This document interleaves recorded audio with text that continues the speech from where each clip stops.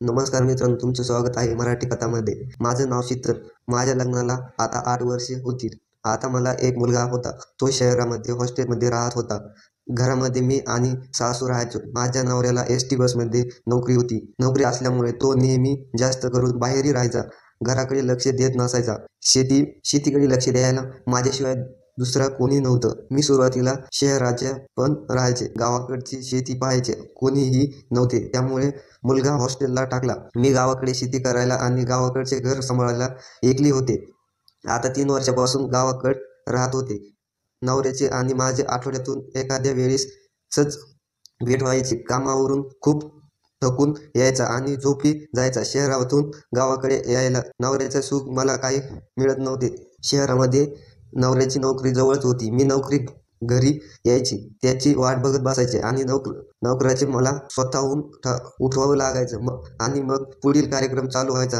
गावाकडच्या घराच्या बाजूला कोणाचेही घर नव्हते. त्यामुळे घरामध्ये एकटीलाच खूप बोर व्हायचे आणि मनामध्ये नाही ते अनेक विचार येऊ लागायचे. मला वाटायचं माझं आता तरी वय 38 वर्ष चालू आहे. अजूनही मी जवळ आहे आणि मी तर जेवण आहे आणि अजून म्हातारी सुख घेत आहेत. काय फायदा आहे जे तरुणपणी मिळत नाही. माझ्या मनामध्ये वाईटच. मित्र तरी बनवावं आणि त्याच्यावर प्रेम करावं, पण जवळपास कसं कोणी नाही की त्यांच्यावर प्रेम करावं, जीव लावावा आणि आपली इच्छा आकांक्षा त्याच्याकडून पूर्ण करून घ्याव्यात. पण अशाच 2-3 महिन्यात निघून गेले.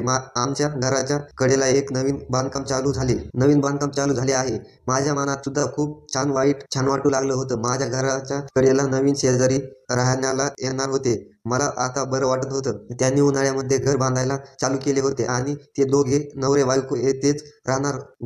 घराचे बांधकाम पूर्ण करून घेत होते आणि आता 3 वारा बाहेर फिरायला जाणार होते आणि आता घरचे बांधकाम पहिल्या त्या मुलाला येणार होते. आता राहण्याची सोय तुमचे येथे होऊ का असं म्हणायचे. ती बाई मला विचारलं लागली. मी म्हणाले तिला पहिले नाही म्हणून मी त्यांना म्हणले आमच्याकडे रूम नाही, पण ते खूप आग्रह करू लागल्या. त्यामुळे मी त्यांना हो ठीक आहे म्हणाले आणि त्या मुलाला राहण्यासाठी एक रूम आणि सकाळ संध्याकाळ जेवणाचा डबा द्यायचा म्हणून तर ठरलं. आता दुसऱ्या दिवशी तो मुलगा येणार होता आणि त्याच्या घरचे आई वडील हे आदल्या दिवशी निघून गेले. त्या मुलाला माझा नंबर दिला होता. तो म्हणाला ती मला फोन करणार होती की जर त्या कोणत्याही गोष्टीची गरज भासली तर मदत नक्की करल. ते दोघे नवरा बायको खूप मला आग्रह करत सांगितले होते. त्यांच्या आग्रहाच्या पुढचे सुद्धा त्यांनी हो तुम्ही काही काळजी करू नका, मी त्यांची जेवढी होईल तेवढी मदत नक्की करेल, कारण मलाही काही काम नव्हते. निवांत घरात बसून राहत होते. रात्र झाली. दुसरीच सकाळी तो मुलगा येणार होता. अचानक त्या रात्री मला माझ्यामध्ये नवरा नसल्यामुळे खूप वेगवेगळ्या भावना येऊ लागल्या होत्या. मला त्या अर्ध्या रात्री जणू डोंगरच कोसळल्यासारखं झालं होतं आणि मला त्या क्षणाला एवढं हवं असं वाटू लागलं होतं. मी काय करावं आणि काय नाही मला काही सुद्धा सुधरत नव्हतं. मी स्वतःला थांबवायचा खूप प्रयत्न करत होते. तरीही सुद्धा मला मनात खूप विचार येत होते. नवरा जाऊन 2 दिवस झाले होते. अजून नवरा 8 दिवस परत माझ्याजवळ काही येणार नव्हता. जवळ असं तर माझ्या मनाला थोडं चांगलं वाटत असं. तेवढ्यात माझी इच्छा पूर्ण झाली. आता इथे इच्छा पूर्ण करणार कोणीही नव्हतं. त्यामुळे मी स्वतः रात्री शांत करायचा प्रयत्न करत होते. तरी सुद्धा मला अजिबात काही केल्याने झोप येत नव्हती. माझ्या मनात उद्या मुलगा येणार आहे आणि तो कसा असेल आणि काय नाही. माझ्या मनातच विचार आला आणि मला तो कसा असेना पण त्याने मला सुख द्यावं. माझ्यामध्ये खूप बदल होते आणि त्याला न पाहताच अगोदरच त्या मुलाचे स्वप्न माझ्या मनात रंगत होते. मला कुठल्याही पैशाची गरज नव्हती शिवाय सुखाशिवाय. आणि त्या रात्री मला अजिबात झोप लागली नाही. मी सकाळी उठले. तो मुलगा आज येणार होता. मी सकाळी उठून अगोदर माझे संपूर्ण काम पूर्ण करून घेतले आणि जेवण करायला बसले होते. तेवढ्यात माझा मोबाईल वाजला. माझ्या लक्षात आलं हा फोन त्या मुलाचाच असेल, पण माझ्या नवऱ्याचा होता. तो म्हणाला मला अजून 8 दिवस लागतील घराकडे यायला. आपल्या शेजारच्यानी फोन केला होता. त्यांचा मुलगा येणार आहे. त्याला आपल्या वरची रूम म्हणून आपल्या शेजारच्या रूममध्ये नेऊ लागला. त्यांना सांगितलं हो मी त्यांना अगोदर बोलले होते आणि तो आज येणार होता म्हणून.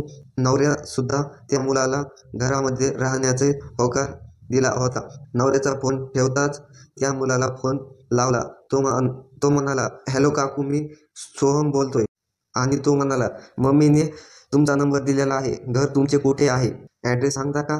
मी सुद्धा शिकलेली होते, मला मला सुद्धा थोडीफार इंग्लिश येत होती आणि मोबाईल सुद्धा चालवता येत होता. मी त्याला लोकेशन व्हॉट्सॲपवर पाठवून दिले आणि तो लगेच 2 मिनिट द्या घराजवळ पोहोचला. जणू मी त्याची आतुरतेने वाटच पाहत आहे का असं मला झालं होतं. जेवण करायचे सोडून त्याला पाहून माझं मन भरलं होतं, कारण तो शहरातला मुलगा होता, दिसायला हिरो सारखा दिसत होता, खूप सुंदर, तब्येत सुद्धा त्याची खूप सुंदर होते आणि दिसायला स्टँडर्ड होता. त्याला पाहता मला वाटू लागलं त्याला लगेच आता बोलावं आणि कार्यक्रम सुरू करावा, कारण पण त्याला मी अशी कशी एवढ्या लवकर बोलायला, म्हणून मी थोडं शांत बसले आणि थोडा पदर खाली सरकून घेतला आणि त्याला म्हणाले, सोहम ये इकडे. तो लगेच घराकडे आला. घरात एकटीच होती आणि तो म्हणाला, काकू. लगेच वरची रूम दाखवली.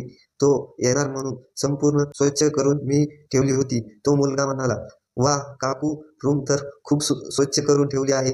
मी त्याला म्हणाले, हो, तुम्ही येणार आहात म्हणून सर्व काही स्वच्छ करून ठेवलं आहे. तो म्हणाला, मी तुमच्यापेक्षा लहान आहे. मी म्हणाले, सोहम चल हातपाय धुवून घे आणि जेवण कर. बस मी जेवण करते. तेवढ्यात तुझा फोन आला म्हणून माझं वाट बघत बसले होते.